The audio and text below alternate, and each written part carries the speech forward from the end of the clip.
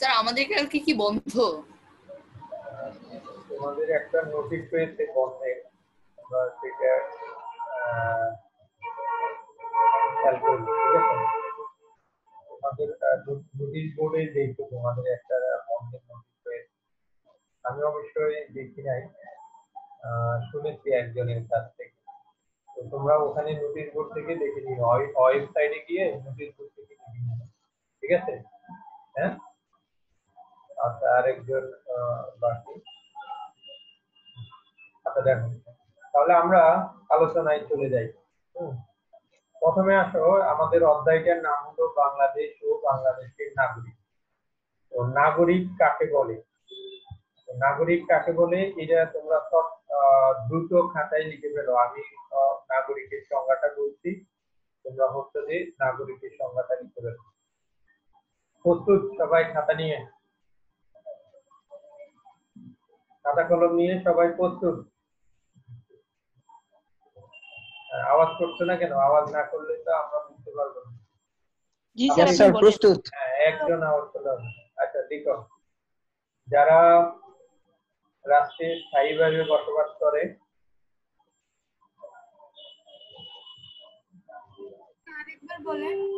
যারা রাষ্ট্রে স্থায়ীভাবে বসবাস করে, রাষ্ট্র প্রদত্ত সুযোগ সুবিধা গ্রহণ করে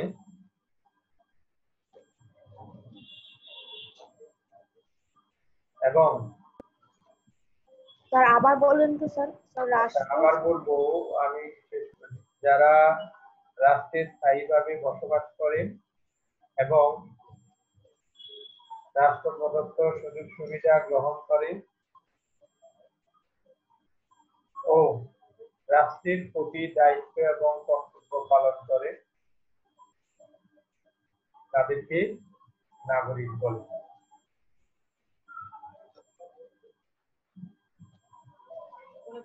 সবার লিখেছে পেয়েছে? আবার বলি, নেক্সট টাইম সবাই মিলিয়ে নাও। যারা রাষ্ট্রে স্থায়ীভাবে বসবাস করে,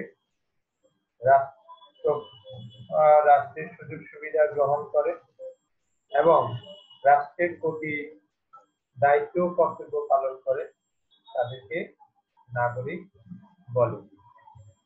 এবার আসো বাংলাদেশের নাগরিক। তো বাংলাদেশের নাগরিক এখন সহজ হয়ে গিয়েছে। স্যার আরেকবার বলতে পারবেন? কে লিখেছো একটু বলো তো? কেউ লিখতে পেরেছো পুরোটা? কেউ লিখতে পেরেছো? যারা রাষ্ট্রে স্থায়ীভাবে বসবাস করে এবং রাষ্ট্র প্রদত্ত সুযোগ সুবিধা গ্রহণ করে তাদেরকে নাগরিক বলে। হ্যাঁ, ওকে, গুড। এখন লিখতে পেরেছো? তাহলে বাংলাদেশের নাগরিক কারা? স্যার এখানে একটু বাকি রয়ে গেছে স্যার, এবং এর পর রাষ্ট্রের কিছু একটা বলছিলেন স্যার। এবং রাষ্ট্রের সকল দায়িত্ব কর্তব্য সঠিকভাবে পালন করে। এবার দেখো বাংলাদেশের নাগরিক কারা? যারা বাংলাদেশে স্থায়ীভাবে বসবাস করে, বাংলাদেশের প্রতি, বাংলাদেশ রাষ্ট্রের প্রতি দায়িত্ব কর্তব্য পালন করে, তাদেরকে বাংলাদেশের নাগরিক বলে। আমরা এখন দেখি কিভাবে নাগরিক এবং রাষ্ট্র এই দুইটার সম্পর্কে আমরা কিছু একটা ধারণা নিই, ঠিক আছে?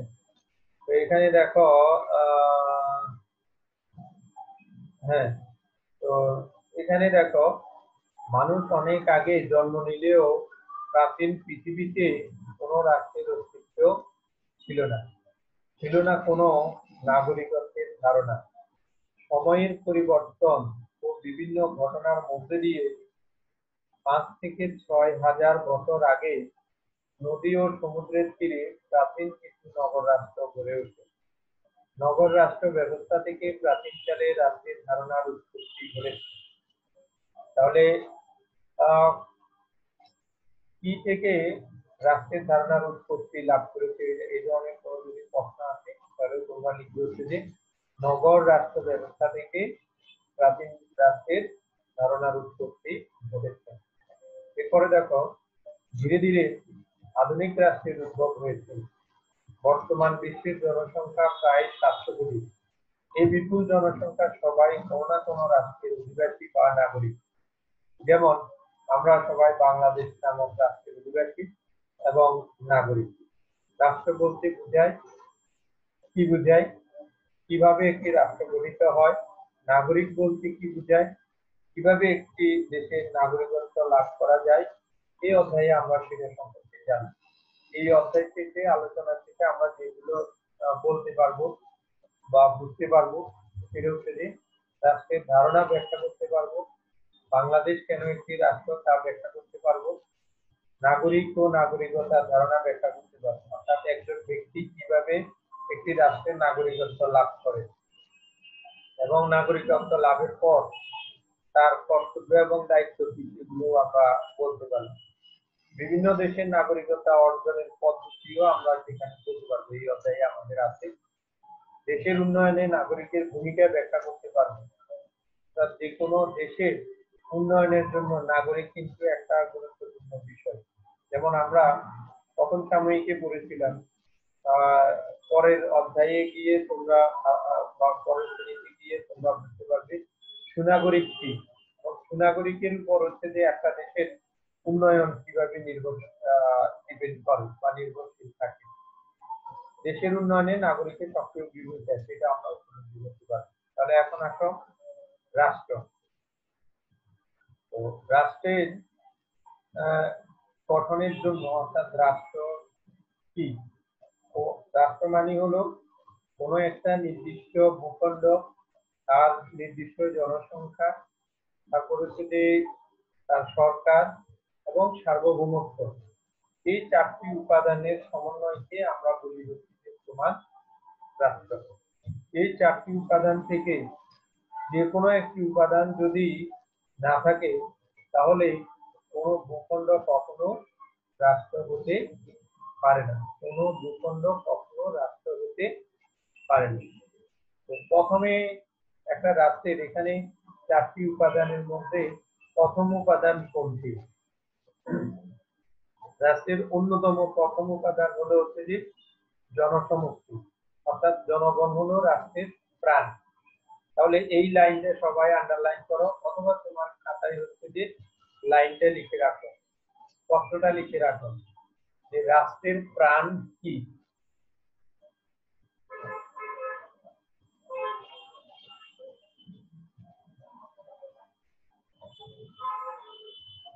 রাষ্ট্রের প্রাণ কি লিখেছ সবাই? তাহলে রাষ্ট্রের প্রাণ হলো জনগণ। তো এই জায়গায় আরেকটি বিষয় আছে, সেটা হচ্ছে যে রাষ্ট্রের জনসংখ্যার ক্ষেত্রে কত হবে সেটা কিন্তু কোনো নির্দিষ্ট করা নেই। কোনো একটি রাষ্ট্র যেমন অল্প সংখ্যক জনসংখ্যা নিয়েও রাষ্ট্র হতে পারে, আবার অধিক জনসংখ্যা নিয়েও যে কোনো একটা অঞ্চল রাষ্ট্র হতে পারে। যেমন চীন, তার জনসংখ্যা হচ্ছে যে 137,20,00,000। অন্যদিকে ছোট একটা রাষ্ট্র রয়েছে যার নাম হচ্ছে যে সান মেরিনো, এটির জনসংখ্যা হচ্ছে যে মাত্র 20,000। এই দুইটা লাইন তোমরা কিন্তু ভালোভাবে খেয়াল করবে যে সান মেরিনোর জনসংখ্যা 20,000, অর্থাৎ 20,000 জনসংখ্যা নিয়েও একটা রাষ্ট্র হচ্ছে, আবার কোটি জনসংখ্যা 150 কোটি জনসংখ্যা নিয়েও একটা রাষ্ট্র রয়েছে। সুতরাং এখানে আমরা বলতে পারি যে জনসংখ্যা শুধু জনসংখ্যাই হলে হবে, এই জনসংখ্যা কত সেটা নির্দিষ্ট করার দরকার নেই, অর্থাৎ কম বেশি যে কোনো জনসংখ্যা নিয়ে হতে পারে। এবার হচ্ছে যে 2 নাম্বার পয়েন্ট, রাষ্ট্রের অপরিহার্য উপাদান। এই অপরিহার্য উপাদানের নিচে তোমরা আন্ডারলাইন করো, কারণ পরীক্ষায় আসবে রাষ্ট্রের অপরিহার্য উপাদান কোনটি। যখন এটা তোমরা আন্ডারলাইন করা থাকবে না তখন কিন্তু উত্তরটা দিতে গিয়ে অনেকে সমস্যায় পড়বে। সুতরাং এইটার কারণ উপাদান সবগুলোই, কোনোটাতে লিখা আছে আরেকটি অন্যতম উপাদান, কোনোটাতে লিখা আছে অন্যতম প্রাথমিক উপাদান, আর কোনোটাতে লিখা আছে গুরুত্বপূর্ণ উপাদান। তাহলে কোনটা অপরিহার্য, কোনটা গুরুত্বপূর্ণ, কোনটা আরেকটি অন্যতম, দ্বিতীয় অন্যতম উপাদান, সেগুলো আন্ডারলাইন করে নাও। তো ভূখণ্ডের নিচে আন্ডারলাইন করো, ভূখণ্ড হচ্ছে যে রাষ্ট্রের অপরিহার্য উপাদান। ভূখণ্ড কি? কোনো একটা রাষ্ট্রে জল, স্থল ও তার আকাশ সীমাকে বলে হচ্ছে যে ভূখণ্ড। তাহলে তোমরা খাতায় লিখো এই প্রশ্নটা কিন্তু প্রায় সময় পরীক্ষায় আসবে যে ভূখণ্ড কি। লিখে নিয়েছো এটা প্রশ্নটা?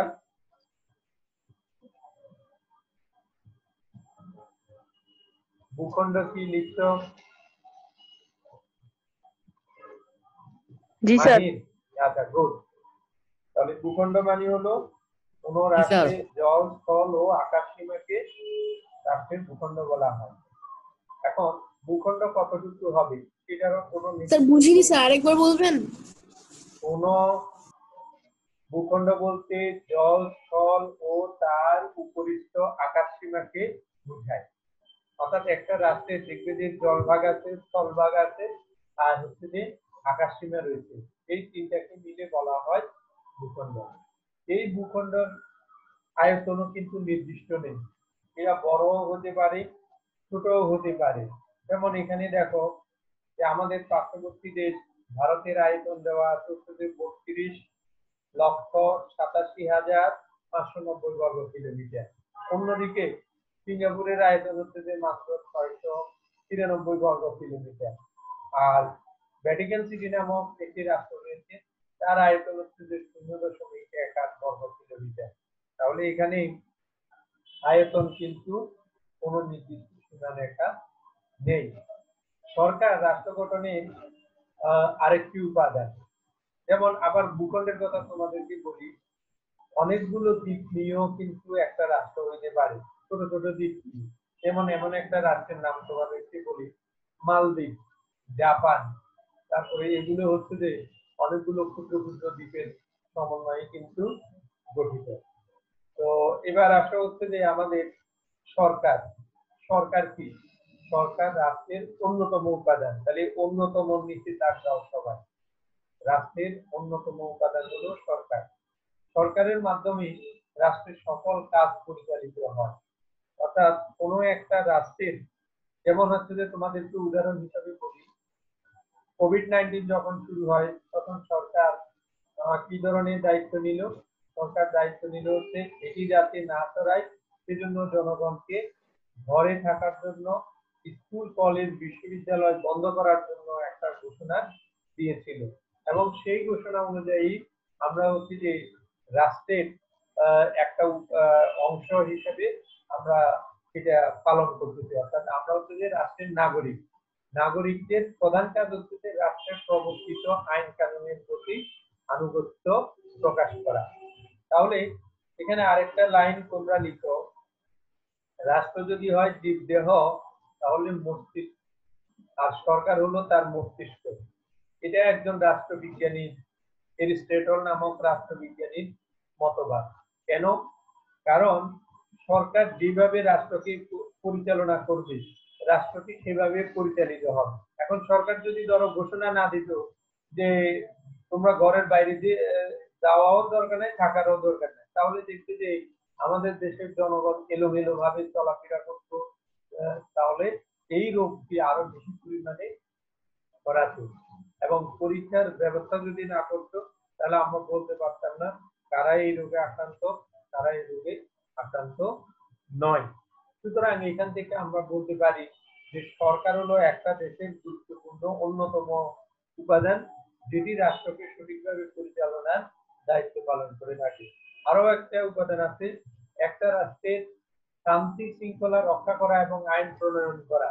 যেমন হচ্ছে যে বাংলাদেশ জাতীয় সংসদ, এটি হচ্ছে যে সরকারের একটি অংশ, বাংলাদেশ সরকারের একটা অংশ বা অঙ্গ। এটিও আইন প্রণয়ন করে রাষ্ট্রকে এবং জনগণকে সঠিক পথে পরিচালনার জন্য খুবই গুরুত্বপূর্ণ ভূমিকা পালন করে।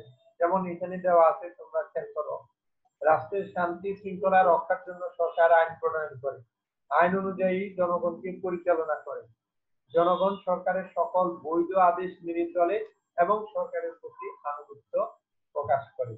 তাহলে জনগণের কাজ হচ্ছে সরকারের প্রতি আনুগত্য প্রকাশ করা। তাহলে তোমরা আরেকটা প্রশ্ন লিখো, নাগরিকের বা জনগণের সরকারের প্রতি কোন ধরনের আনুগত্য বা কি অন্যতম প্রধান কাজ কি? জনগণের সরকারের প্রতি অন্যতম প্রধান কাজ কি? উত্তর হবে আনুগত্য প্রকাশ। আনুগত্য কথার অর্থ মানে হচ্ছে যে আমাকে যে আদেশ নির্দেশ দেওয়া হবে সেগুলো মেনে চলাটাকে আমরা বলি হচ্ছে আনুগত্য। এবার আসা হচ্ছে যে সর্বশেষ যে উপাদান সেটি হচ্ছে যে তোমার সার্বভৌমত্ব। সার্বভৌমত্ব ব্যতি রেখে কোনো নির্দিষ্ট ভূখণ্ড তোমার রাষ্ট্র হতে পারে না। অর্থাৎ সার্বভৌমত্ব হচ্ছে যে একটি রাষ্ট্রের গুরুত্বপূর্ণ বলি, মুখ্য উপাদান এবং গুরুত্বপূর্ণ উপাদান। তো এই জায়গায় তোমরা খেয়াল করো, তোমাদের বইতে লেখা আছে রাষ্ট্রের গুরুত্বপূর্ণ উপাদান হলো সার্বভৌমত্ব। এই সার্বভৌমত্ব কি বা কাকে বলে যদি পরীক্ষায় আসে তাহলে তোমরা লিখবে এই লাইনটা, দ্বিতীয় লাইনটা। সার্বভৌমত্ব হলো রাষ্ট্রের সর্বোচ্চ, চরম ও চূড়ান্ত ক্ষমতা। আবার বলি তোমাদেরকে, পরীক্ষায় যদি আসে সার্বভৌমত্ব কি, তাহলে তোমরা লিখতে হচ্ছে যে সার্বভৌমত্ব হলো রাষ্ট্রের সর্বোচ্চ, চরম ও চূড়ান্ত ক্ষমতা। অর্থাৎ এই ক্ষমতা বলে সরকার একটা রাষ্ট্রের অভ্যন্তরের সকল ব্যক্তি এবং প্রতিষ্ঠানের উপর আইন প্রয়োগ করতে পারে। এই জন্য সার্বভৌম ক্ষমতাকে বলা হয় সকলের ঊর্ধ্বে। এই ক্ষমতা বলে রাষ্ট্র তার অভ্যন্তরে যে কোনো কাউকে নির্দেশনা দিতে পারে, তাকে সে আদেশ পালনে বাধ্য করতে পারে। সার্বভৌমত্বের কারণে রাষ্ট্র অন্য কোনো দেশ বা শক্তির নিয়ন্ত্রণ থেকে মুক্ত থাকে। সার্বভৌমত্ব হলো রাষ্ট্রের অস্তিত্ব এবং রাষ্ট্রের আইন শৃঙ্খলা রক্ষা করার সর্বময় ক্ষমতা। তো যেমন সার্বভৌমত্ব সরকার কিভাবে রক্ষা করে, ধরো আমাদের পার্শ্ববর্তী দেশের একটা রাষ্ট্র বা যে কোনো একজনের রিলিজ করো, এটাকে স্যার কে জানি গান শুনে।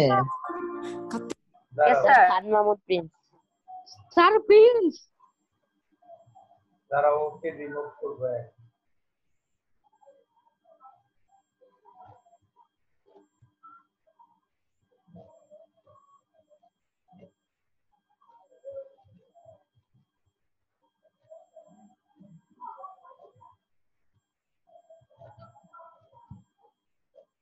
আচ্ছা, এখন আমরা আবার সার্বভৌমত্বের কথাই বলি।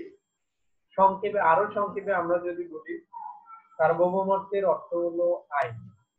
অর্থাৎ একটা রাষ্ট্রের মানে আইন প্রণয়ন করার যে ক্ষমতা, সেটাকে আমরা বলি সার্বভৌমত্ব। তবে এই সার্বভৌম ক্ষমতা কার হাতে ন্যস্ত থাকে? এই সার্বভৌম ক্ষমতা ন্যস্ত থাকে সরকারের হাতে। অর্থাৎ সরকার, যেমন অন্য কোনো দেশ যদি আমাদের দেশকে আক্রমণ করতে যায়, তাহলে সরকার ঘোষণা দেয় কাদেরকে? আমাদের সেনাবাহিনীদেরকে, যে তাদেরকে প্রতিহত করো।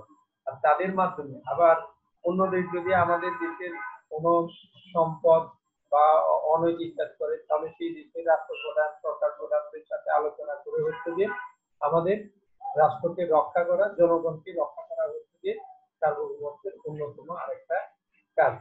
তোমরা কিছুদিন আগে লক্ষ্য করেছো ভারত এবং চীন দুই দেশের মধ্যে হচ্ছে যে একটা ভূখণ্ড দখল নিয়ে হচ্ছে যে মতবিরোধ দেখা দিয়েছে। সেটা তারা নিরসন করেছে কিভাবে?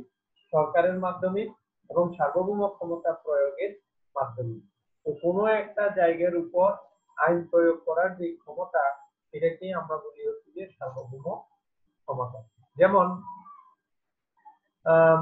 বাংলাদেশের অথবা 1971 সালের আগে যখন আমাদের বাংলাদেশ পূর্ব পাকিস্তান ছিল, তখন এই পূর্ব পাকিস্তানি নির্বাচনে আমাদের অস্থায়ী সরকার কিন্তু জয়লাভ করেছিল।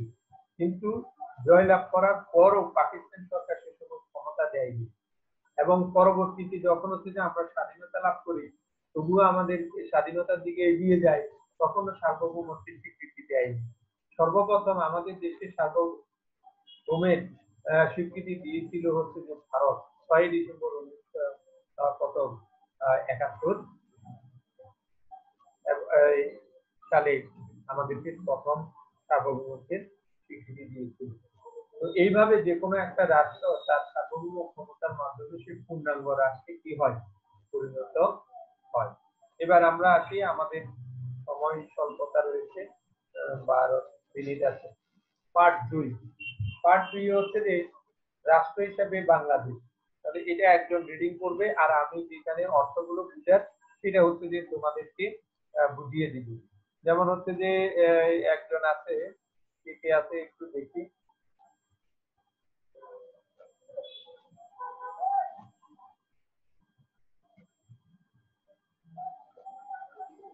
আচ্ছা, আরাব, আরাব কি আছো? আমার কথা শুনতে পাচ্ছ আরাব? স্যার। হ্যাঁ, তুমি এই পার্ট 2 রিডিং করতে থাকো।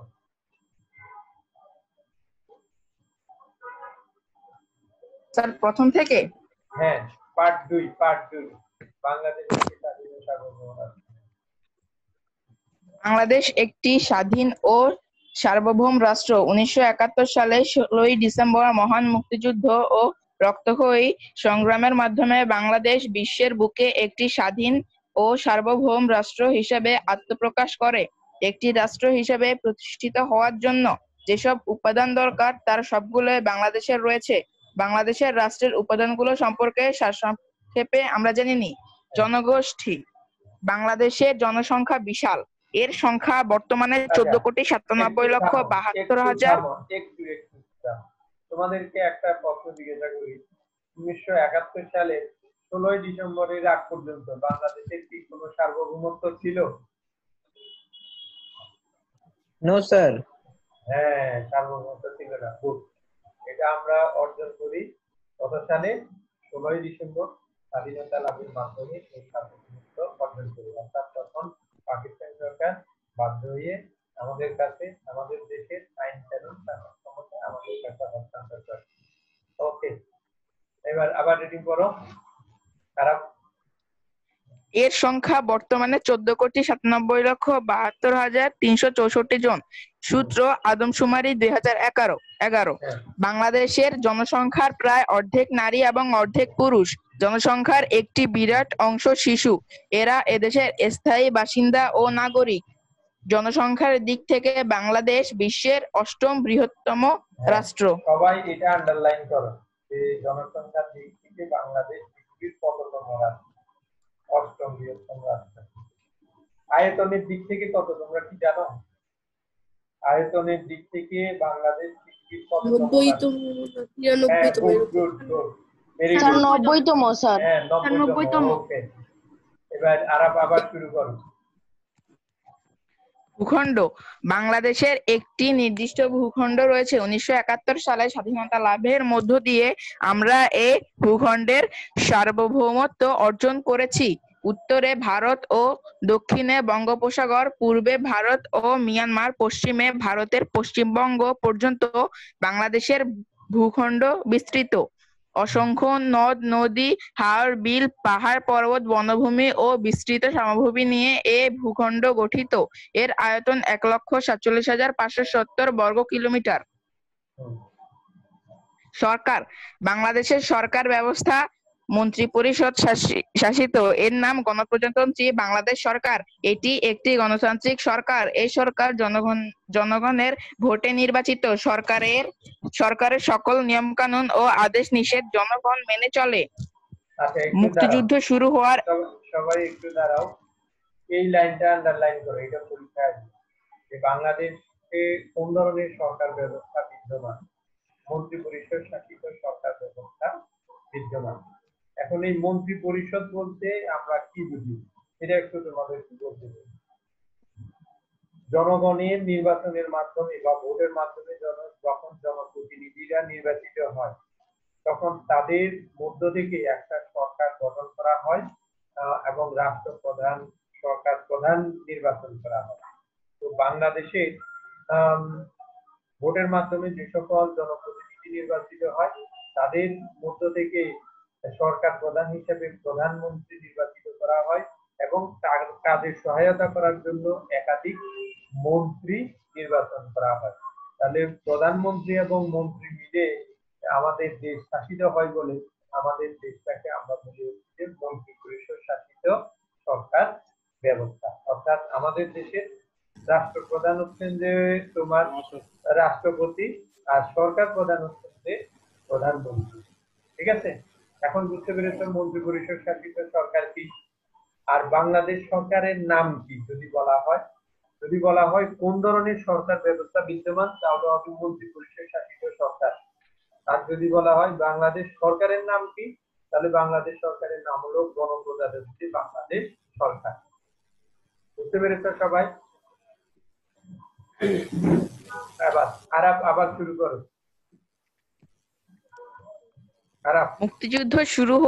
মুক্তিযুদ্ধ শুরু হওয়ার 1 মাসের মধ্যে 1971 সালের 10 এপ্রিল গঠন করা হয় বাংলাদেশের প্রথম অস্থায়ী সরকার, যা মুজিবনগর সরকার নামে পরিচিত। সার্বভৌমত্ব: বাংলাদেশ রাষ্ট্র সার্বভৌম ক্ষমতার অধিকারী। এ ক্ষমতা বলে রাষ্ট্র সকল ব্যক্তি ও প্রতিষ্ঠানের ঊর্ধ্বে। হ্যাঁ, এই কথা বলতেছে কি? আচ্ছা, শেষ করো, শেষ করো। এ ক্ষমতা বলে রাষ্ট্র সকল ব্যক্তি ও প্রতিষ্ঠানের ঊর্ধ্বে অবস্থান করে দেশের সকল জনগোষ্ঠীকে নিয়ন্ত্রণ ও অন্য দেশের নিয়ন্ত্রণ মুক্ত থেকে দেশ শাসন করে। এ কারণে অন্য কোনো দেশ বাংলাদেশের অভ্যন্তরীণ বিষয়ে হস্তক্ষেপ করতে পারে না। উপরের আলোচনায় আমরা জেনেছি রাষ্ট্রের সব বৈশিষ্ট্য বাংলাদেশের রয়েছে। হ্যাঁ, গুড। এর রয়েছে বিশাল।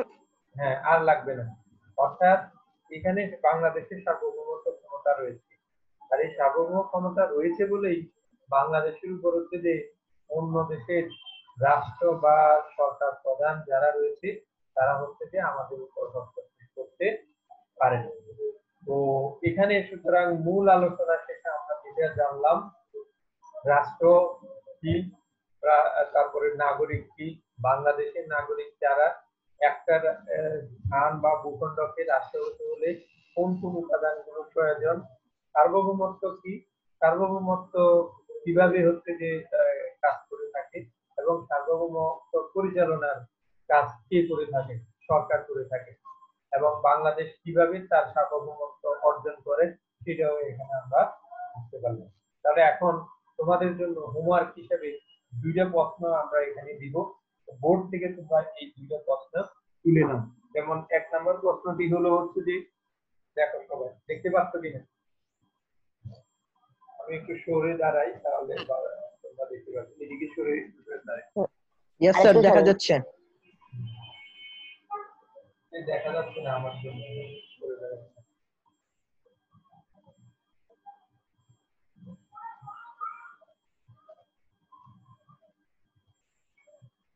হাতটা সরান, দেখা যাচ্ছে না। এখন দেখা যাচ্ছে তো? জি স্যার, এবার দেখা যাচ্ছে। আচ্ছা, প্রথম প্রশ্নটা হলো রাষ্ট্র পরিচালনায় সরকার কেন গুরুত্বপূর্ণ, ব্যাখ্যা করুন। 2য় নাম্বার প্রশ্ন হচ্ছে বাংলাদেশ রাষ্ট্র হিসেবে কোন কোন উপাদান রয়েছে, তোমার মতামত দাও। অর্থাৎ একটা স্থানকে রাষ্ট্র বেঁধে হলে যে গুরুত্বপূর্ণ কতগুলো উপাদান রয়েছে সেগুলোর কোনো একটি যদি না থাকে তাহলে হচ্ছে যে সেই স্থানটি রাষ্ট্র হতে পারে। যেমন আমরা তোমাদেরকে বলি, এখানে তোমাদের বলতে একটা প্রশ্ন আছে, লন্ডন ও ঢাকা রাষ্ট্র নয় কেন, ব্যাখ্যা করো। তাহলে সংক্ষেপে তোমরা কি বলবে? লন্ডনের হচ্ছে যে জনসংখ্যা আছে, ঢাকারও জনসংখ্যা আছে, তারপরে হচ্ছে যে সরকার রয়েছে, জনগণ রয়েছে, কিন্তু এখানে যে সরকার রয়েছে তার একটি মাত্র বিষয় তার উপর ন্যস্ত নয়, এটা হচ্ছে যে সার্বভৌম ক্ষমতা। বুঝতে পেরেছ? মানে এর উপর বৈষম্য নিয়ন্ত্রণ এবং অর্থাৎ ঢাকা শহরে প্রধানকে সিটি মেয়র কি আর্মিকে যদি বলে তুমি ওই দেশের সাথে যুদ্ধ করো, তাহলে কি সে যুদ্ধ করবে? কখনো করবে না। কে বললে যুদ্ধ করবে? প্রধানমন্ত্রী এবং রাষ্ট্রপতি যদি বলে আমার দেশকে রক্ষা করার জন্য মিয়ানমারের সাথে যুদ্ধ করো, তাহলে আমাদের রাষ্ট্র তোমার কারা, সেনাবাহিনী সদস্যরা, তারপরে বিজিবি সদস্যরা যুদ্ধ করবে। আর এটাকে আমরা বলি হচ্ছে যে সরকারের মধ্যে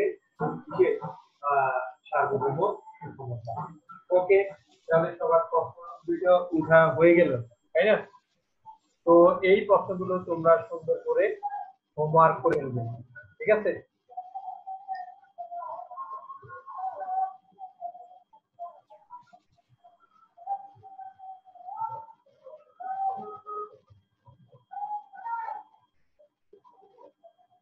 তো আমরা এখন যেটাতে যাচ্ছি, দেখি কে কে এখানে ক্লাসে অংশগ্রহণ করলো এবং আমাদের প্রশ্নগুলো সঠিকভাবে দেখেছে কিনা সেটা আমরা একটু, বা পড়াই অংশগ্রহণ করেছে কিনা সেটা একটু আলোচনা করবো। দুই একজনকে, আমাদের হাতে আছে আর 1 মিনিট, তাই না? স্যার মিটিং এ তো দেখাচ্ছে আরো 7 মিনিট আছে। আরো 7 মিনিট? ও, আমার এই ল্যাপটপে হচ্ছে যে আমার 45 মিনিটের ডিউরেশন থাকে, তো কিন্তু দেখছি যে 1 মিনিট পরে লাইভ চলে যাবে। তো 45 মিনিটের অপশন আছে, 40 মিনিটের অপশন নাই, আমি 45 মিনিট দিয়ে রাখি তখন। আচ্ছা যাক, যতক্ষণ পর্যন্ত থাকবে আমরা হচ্ছে যে কি করব, প্রশ্নগুলো করি, তোমাদেরকে প্রশ্ন করব যাতে সবাই উত্তর দিতে পারে। আচ্ছা, প্রথমে বলে নিই, জারিফ।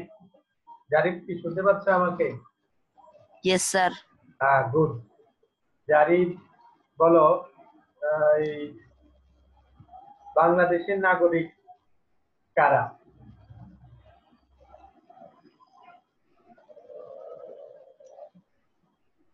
কারা বাংলাদেশের নাগরিক?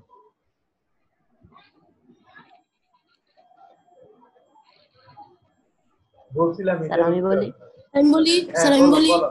একজন বলো, একজন। স্যার, যারা বাংলাদেশে স্থায়ীভাবে বসবাস করে এবং বাংলাদেশে রাষ্ট্রপ্রদত্ত সুযোগ সুবিধাগুলো গ্রহণ করে। হ্যাঁ, গুড। এই তো, তাহলে আমরা উত্তরটা পেয়ে গেছি। জারিফ কি এখন বলতে পারবে? জারিফ, জারিফ বলতে পারবে এখন? Yes sir. ওই স্যার, যে যারা আলতা বলছিল, আলতা মাহমুদ বলছিল, এটা কি তোমার না? মাসুম জয়। হ্যাঁ, জয়, জয় বলছিল। ওই উত্তরটা তুমি একটু বলো এখন। আমি কিন্তু একদম প্রথমে বলছিলাম, ও খেয়াল করছিল, এখন বলতে পারছি। তুমি এখন আবার বলো।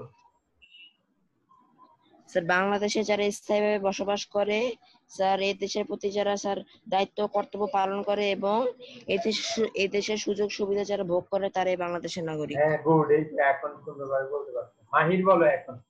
মাহির, তোমাকে প্রথম থেকেই দেখতে পাচ্ছি, তার মানে তুমি ক্লাসে মনোযোগী। ধন্যবাদ। তো তুমি বলো, বাংলা রাষ্ট্রের সবচেয়ে গুরুত্বপূর্ণ উপাদান কোনটি? জনসমষ্টি। হ্যাঁ, সার্বভৌমত্ব। সার্বভৌমত্ব, গুড। এবার বলো আসিফ জামান। আসিফ জামান কি শুনতে পাচ্ছ? আসিফ জামান, আসিফ জামান। আচ্ছা, এবার আমরা চলে যাই হচ্ছে যে সাপওয়ান। শুনতে পাচ্ছ কি? প্রশ্ন করার সময় সবাই চুপ করে থাকে, কেউ আর কথা বলে না।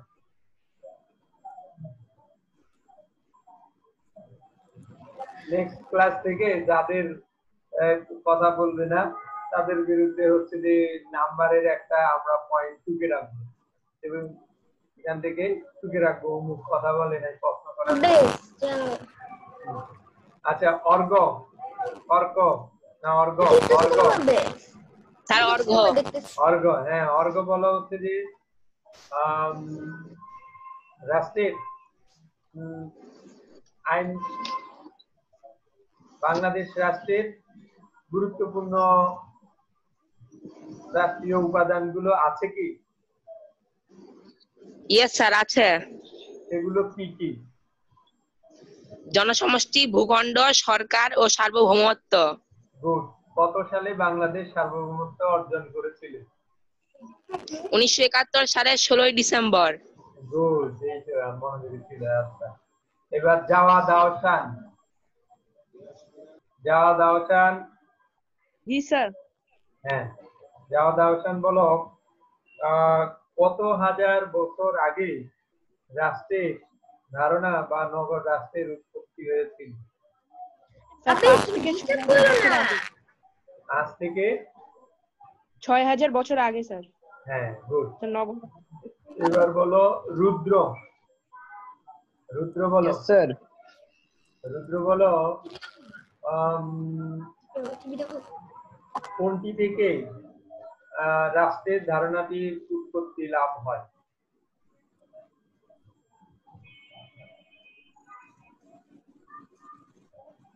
স্যার রুদ্র প্রোফাইল পিকটা একবার দেখেন স্যার, হায়াতের ছবি দেওয়া। আচ্ছা, হ্যাঁ, ও তো খুবই সুন্দর স্টাইলে আছে, কিন্তু মনোযোগী ছিল না মনে হয়।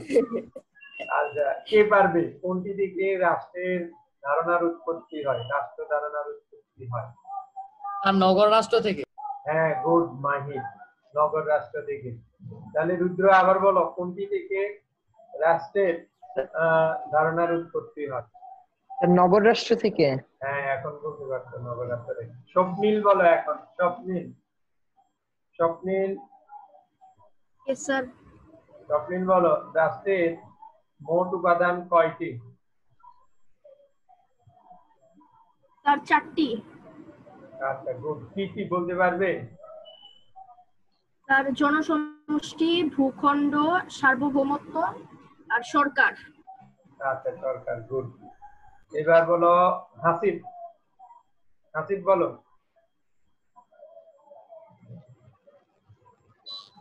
হাসিব শুনতে পাচ্ছ কি? আমাদের সময় প্রায় নেই, 1 মিনিট 22 সেকেন্ড আছে। হাসিব। আচ্ছা, হাসিব কথা বলতেছে না, চুপচাপ আছে, প্রশ্নের উত্তর দেয় না। আচ্ছা, এরপরে আমরা চলে যাই হচ্ছে যে এর কাছে। হাসিবের ফয়সাল। ফয়সাল, সবাই চুপ। Rahim 9460। Rahim. Less than 1 minute. হ্যাঁ, লেজেন্ড। রাহিম বলো। আর ও মুখ খুলবে না। আজ স্বপ্নীল, রাহিম কেউ নাই, হাসিব নেই। এবার বলো হচ্ছে যে জয়াশিস। জয়তীশ নাকি জয়াশিস? জয় কৃষ্ণ। ও, জয়ত্রীশ। জয়ত্রীশ কি শুনতে পাচ্ছ? Yes sir. আচ্ছা, জয়ত্রীশ বলো হচ্ছে তোমরা কেউ কথা না বলার কারণে আমি কথাটাই ভুলে গেলাম। আচ্ছা, বলো রাষ্ট্রের একেবারে তৃতীয় উপাদান কোনটি? স্যার রাষ্ট্রের তৃতীয় উপাদান। হুম। রাষ্ট্রের তৃতীয়